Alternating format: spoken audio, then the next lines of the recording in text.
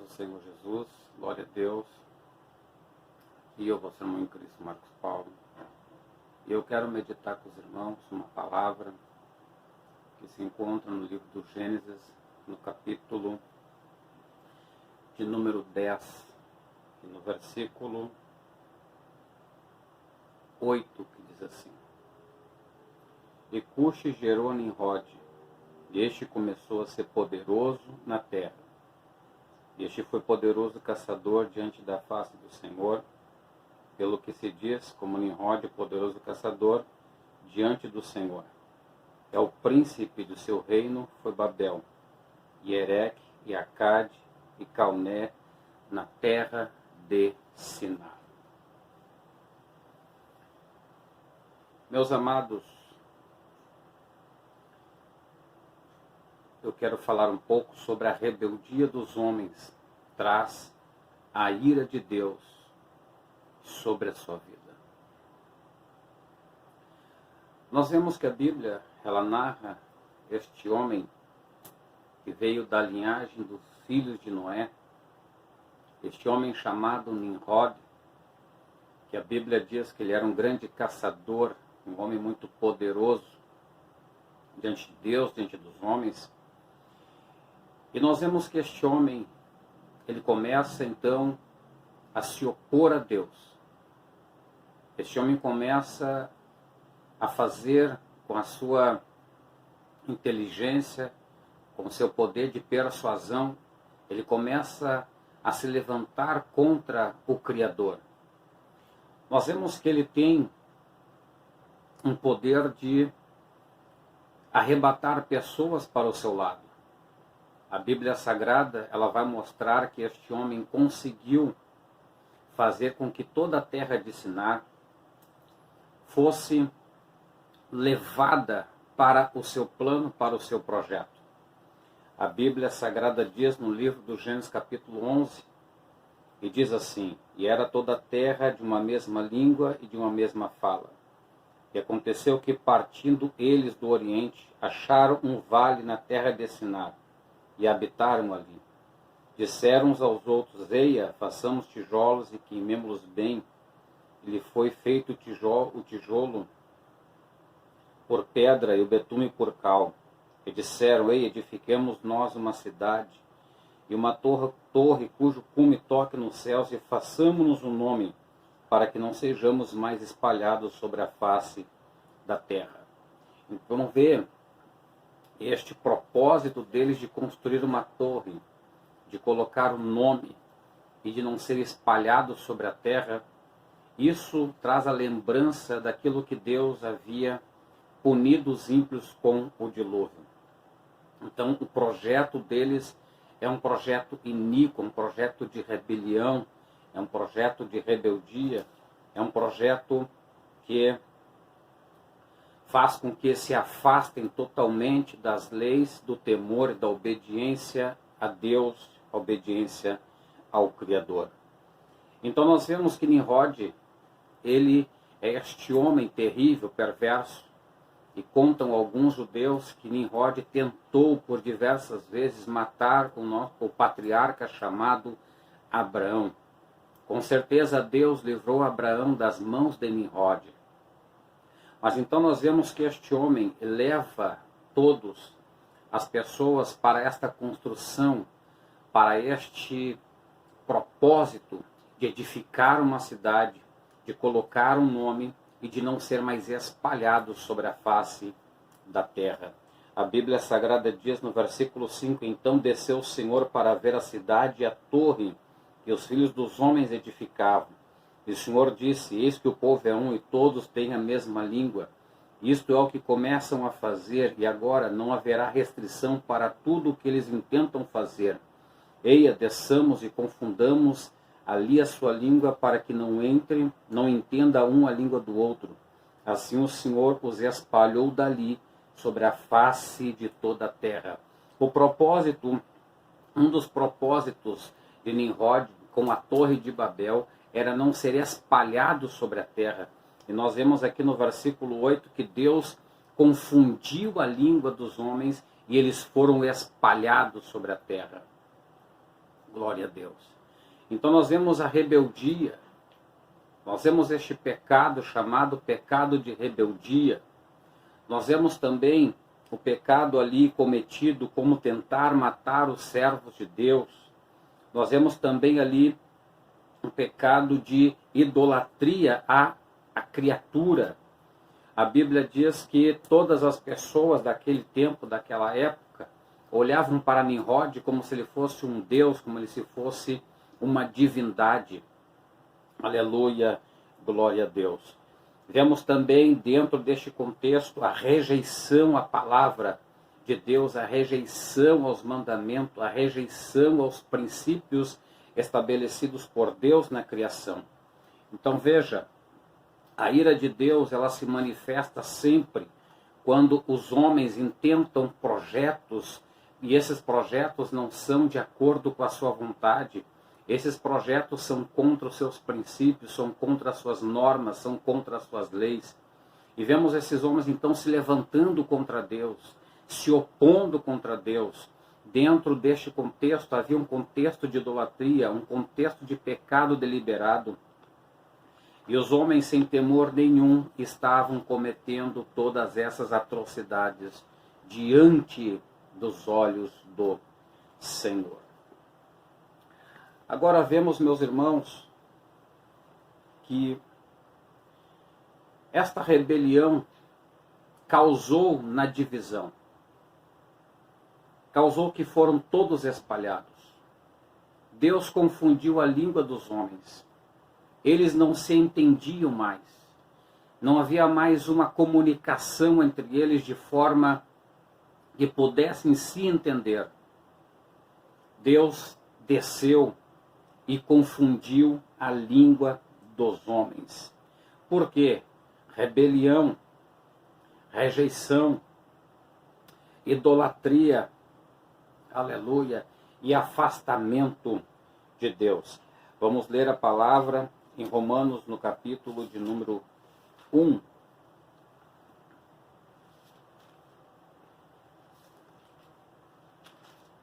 Versículo 18, diz assim: Porque do céu se manifesta a ira de Deus sobre toda impiedade e injustiça dos homens que detêm a verdade com a injustiça.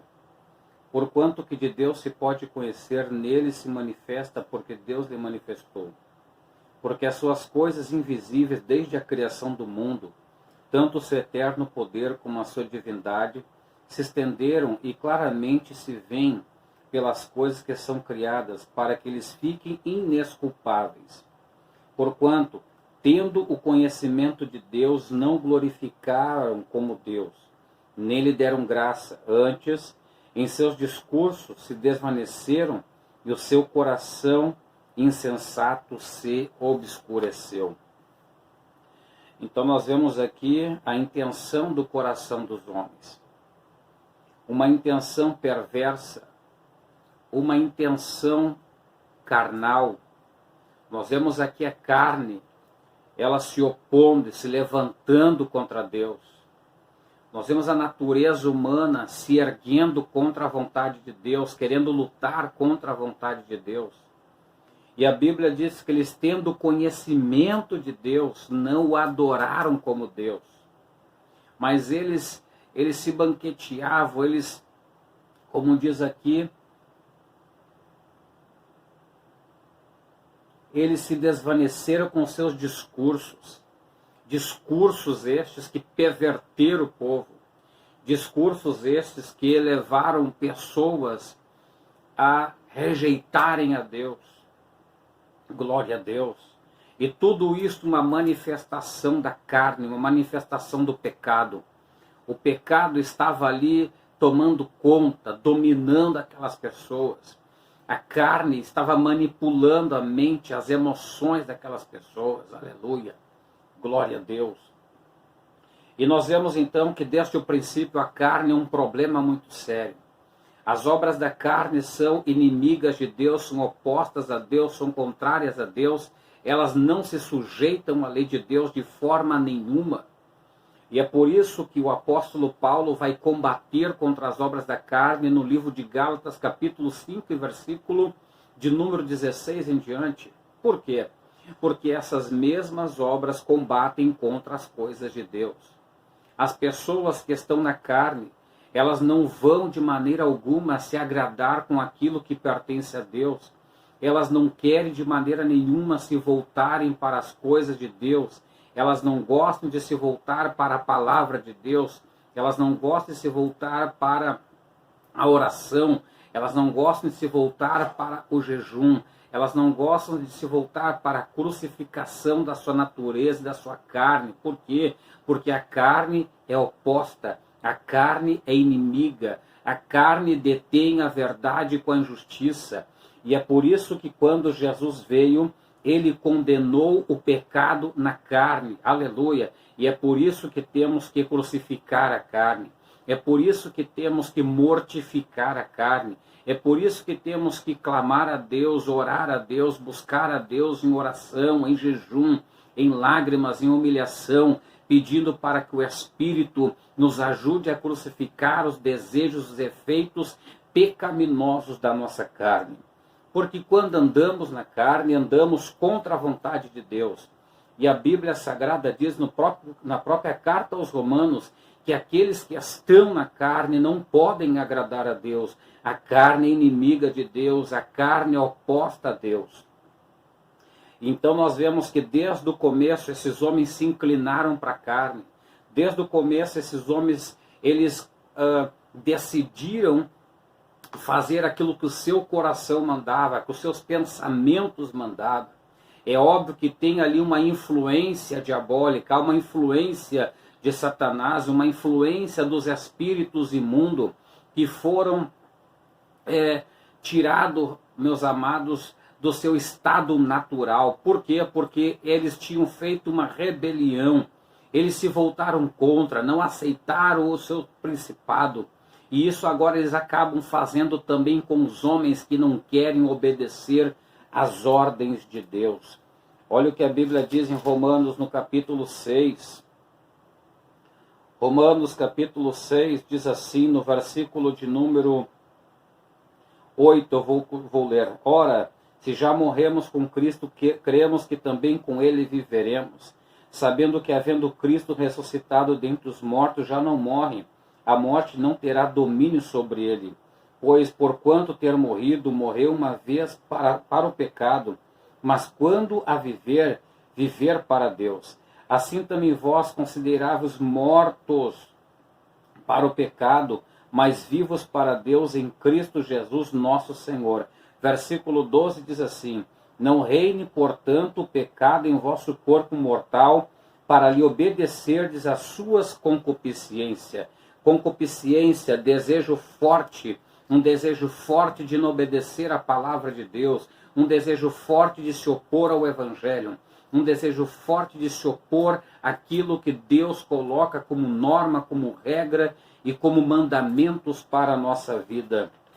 Aleluia! E nós vemos um crescente hoje das pessoas que não querem se sujeitar a Deus, as pessoas que não querem obedecer a Deus, e muitas pensam porque estão dentro de uma denominação, de uma instituição criada pelo homem, elas pensam que isto é obedecer a Deus, elas pensam que isto é o suficiente, elas pensam que isto basta. Não, a Bíblia mostra que isso não é o suficiente, isto é um engano que acaba acontecendo no coração da pessoa. A pessoa precisa morrer para o pecado, a pessoa precisa morrer para o mundo, a pessoa precisa se identificar com Cristo, como Paulo escreve aos Romanos, porque quando a pessoa morre para o pecado, agora ela vive, mas vive para Deus. Aleluia! Bendito seja o nome do Senhor. Então nós vemos essa natureza se levantando contra Deus. E a Bíblia diz que sobre estas coisas vem a ira de Deus sobre os filhos da desobediência. Tendo conhecimento de Deus, Deus se manifesta no mundo desde a sua criação. Ninguém é indesculpável diante de Deus. A criação, ela revela o poder de Deus, ela revela o Criador, ela revela a magnitude de Deus. A Bíblia ainda continua em Romanos capítulo 6, e versículo 23, diz assim, porque o salário do pecado é a morte, O salário do pecado é a morte. Deus, então, ele estabeleceu como regra, como norma, dizendo que o salário do pecado, o pagamento do pecado é a morte. Mas a Bíblia diz que o dom gratuito de Deus é a vida eterna em Cristo Jesus. Todas as pessoas que querem sair debaixo desta condenação, todas as pessoas que querem sair debaixo da ira de Deus, elas precisam receber o dom gratuito de Deus, que é a vida eterna. E somente por meio de Jesus ela alcança isso. Ela não alcança isso por meio dos seus méritos, por meio da sua força, por meio da sua inteligência. Ela não alcança isso não por meio da sua autoexaltação. A Bíblia diz que somente podemos alcançar o dom gratuito de Deus, que é vida eterna, por meio de nosso Senhor e Salvador Jesus Cristo. Somente por Jesus nós conseguimos sair debaixo da ira de Deus. Somente por meio de Cristo nós conseguimos deixar de ser inimigos de Deus e passamos a ser filhos e amigos de Deus por causa de Cristo Jesus. Então Nimrod, este homem, ele mostra muito bem o ego humano. Ele identifica a carne, identifica a natureza carnal, porque ela é oposta a Deus, se levanta contra Deus, rejeita a Deus, e assim é a carne. Assim são as obras da carne. A prostituição é contra Deus, o adultério é contra Deus, a idolatria é contra Deus. Todas estas coisas são contra Deus. Aleluia. E para alguém não ter esses desejos mais, precisa crucificar. Precisa mortificar, e é somente por meio de Jesus Cristo. Quando alguém aceita o Evangelho, quando alguém aceita a palavra de Deus, Deus começa então a mortificá-lo, levando esta pessoa para um caminho de crucificação. Os primeiros passos é só bênção, é só vitória, é só glória, é só unção, é só poder. Assim aconteceu no ministério de Jesus. Jesus começa pregando o reino de Deus, anunciando o reino de Deus. Jesus começa o seu ministério fazendo milagres, multidões o seguindo, combatendo contra a heresia, combatendo contra os fariseus, combatendo contra os saduceus, combatendo contra os zelotes. Jesus começa o seu ministério, um ministério poderoso, profícuo, um ministério glorioso, mas a Bíblia diz que lá no final do seu ministério, Jesus começa a ser conduzido pelo Pai para um caminho chamado de crucificação, um caminho chamado de morte, e esta morte que Jesus haveria de experimentar seria uma morte de cruz. Então veja, quando alguém aceita o Evangelho, ele tem que ter na sua mente que Deus o levará para um caminho de morte e um caminho de crucificação. Somente assim nós vamos deixar de ser inimigos de Deus. Quando nós aceitarmos o caminho que Deus nos leva, o caminho que o Espírito de Deus nos conduz, o caminho que Jesus Cristo nos leva a seguir. Bendito seja o nome do Senhor. Vemos também uma outra oposição chamada Jezabel. Jezabel, a Bíblia diz que esta mulher, ela era filha de Etibaal e trouxe com ela toda a idolatria para Israel. Ela trouxe os postes ídolos para Israel. E agora o rei Acabe faz aliança com esta mulher. O rei Acabe se une com esta mulher. E essa mulher então faz parte do governo de Israel. Essa mulher faz parte então agora de todo o território de Israel. O rei Acabe era o rei. E esta mulher então se torna a rainha de Israel. Então veja que neste percurso da Bíblia, essa mulher começa a se levantar contra aquilo que Deus havia estabelecido para a nação. Então nós vemos esta força operando dentro da dinastia. Nós vemos este impulso de Satanás tomando conta dentro de Israel. A Bíblia diz que ela começa a perseguir os homens de Deus, os profetas de Deus que estavam dentro da cidade. A palavra de Deus ainda diz que esta mulher, então, quando ela começa a perseguir os homens de Deus, alguns profetas acabam se vendendo, alguns profetas acabam cedendo para a tentação, alguns profetas acabam se entregando para as ameaças dessa mulher chamada Jezabel. Primeiro Nimrod atacando o povo de Deus, tentando destruir a vida de Abraão. E nós vemos Deus dando escape para Abraão. E agora vemos aqui Jezabel atacando Israel, atacando a nação de Deus. E a Bíblia diz que então alguns profetas acabam se vendendo para esta mulher que é contra a palavra de Deus. Muitos se vendem pela posição que ela iria lhe dar. Muitos se vendem, são comprados por dinheiro, por prata, por ouro. Muitos profetas naquele tempo, no tempo do rei Acabe, se venderam por roupas caras, se venderam pelas melhores comidas, sentavam na mesa com ela para comer, que recebiam também lugares de honra para sentar na mesa. Então veja, essa mulher consegue comprar muitos profetas de Deus. Muitos homens de Deus são comprados por dinheiro, por fama, por posições, por lugares, por viagens, por lucros. Aleluia, bendito seja o nome do Senhor. Então nós vemos esse espírito atacando Israel.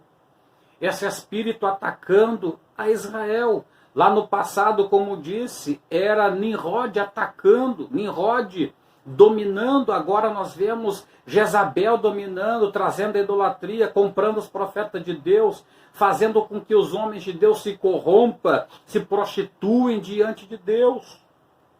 Aleluia! Veja que grande problema estamos enfrentando.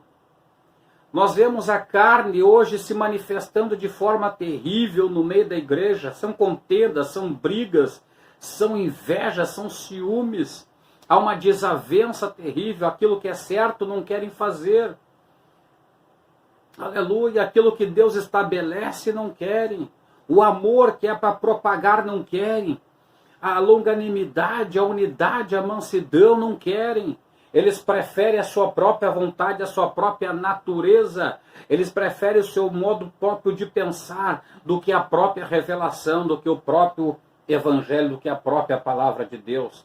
E essa mulher aqui, então, ela induz os profetas a uma prostituição espiritual. E é isso que a igreja está sendo atacada. A igreja está sendo atacada por esse espírito de Jezabel. Não é somente, meus amados, com a idolatria. Não.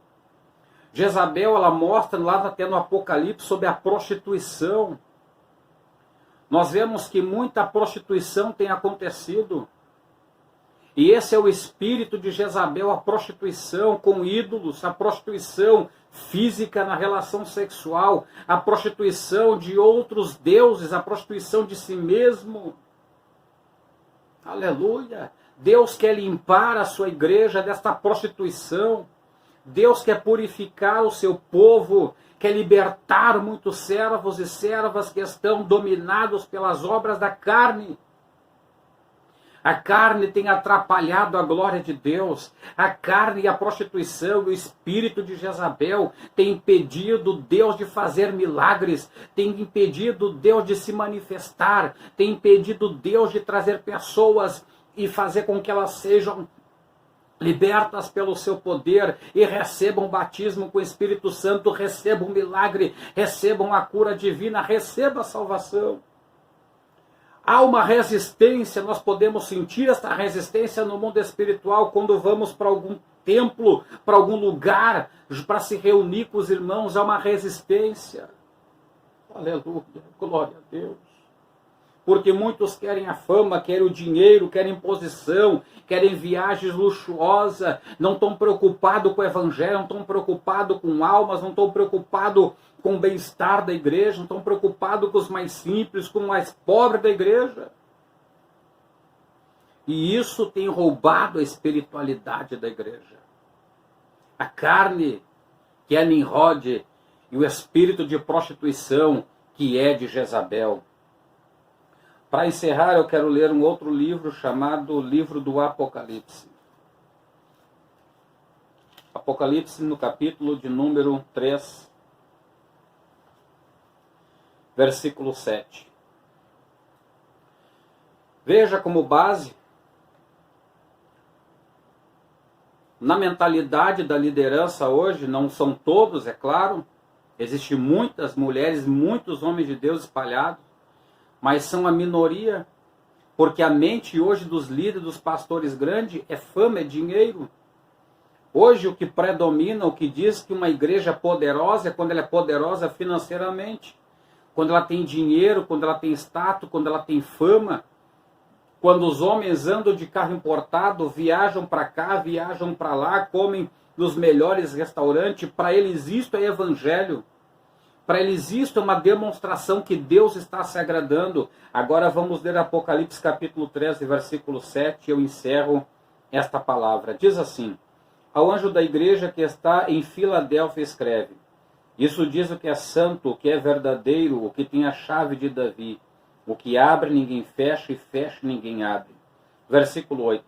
Eis, eu sei as tuas obras, e eis que diante de ti pus uma porta aberta, e ninguém pode fechar. Tendo pouca força, guardaste a minha palavra, e não negastes o meu nome. Todas as demais igrejas da Ásia, principalmente a de Laodiceia, era uma igreja rica. Era uma igreja que tinha muito poder financeiro. Ela influenciava praticamente a Ásia inteira. Mas quando Jesus vai falar da igreja de Filadélfia, Jesus diz que esta igreja tem pouca força. Ela não é uma igreja forte, robusta. E esta força, pelo menos no contexto que dá para nós entendermos, ela não tem força financeira. Porque quando vai falar de força espiritual, Jesus diz que esta igreja não tinha força, mas guardou a palavra. Então veja, há um contexto aqui, há duas coisas opostas. Não tem força, mas guardou a palavra. Ou seja, eles obedeciam o evangelho. Eles obedeciam a palavra de Deus, estavam debaixo da revelação, estavam debaixo da graça divina, estavam debaixo da aliança de Deus. Mas não tinham força.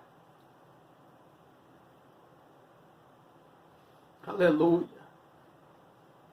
Eles não tinham força financeira. Não era uma igreja rica. Não era uma igreja que tinha muitas condições financeiras. Mas era uma igreja que Jesus disse: vocês têm pouca força, mas não negaste o meu nome e guardastes a minha palavra. E era uma igreja que tinha discernimento espiritual. Versículo de número 9: eis que fareis da sinagoga de Satanás os que se dizem judeus e não são, mas mentem. Eis que eu farei que venham e adorem prostrado aos teus pés e saibam que eu te amo. Deus vai exaltar esta igreja. Deus vai exaltar a igreja de Filadélfia, porque não tinha condição financeira, mas tinha um amor para guardar e obedecer a palavra de Deus. E a Bíblia diz que aqueles que se dizem judeus, se dizem apóstolos, se dizem profetas, se dizem missionários, mas mentem, são mentirosos, pessoas que não têm Deus, pessoas que não têm o Espírito de Deus, pessoas que querem levar a igreja de Jesus para um caminho mundano, para um caminho pecaminoso. Mas a Bíblia diz que eles eram fiéis e guardaram a palavra da paciência. Glória a Deus. Versículo 11 para encerrar. Eis que venho sem demora. Guarda o que tens, para que ninguém tome a tua coroa. Veja, meus irmãos, Nimrod, carne, oposição, resistência a Deus.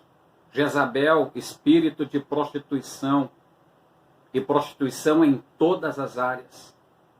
Área financeira, área espiritual, área física, área emocional e área psicológica.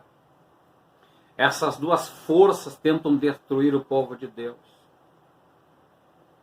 Mas vamos sempre pedir graça para Deus E mesmo com pouca força, nós vamos guardar a palavra do Senhor.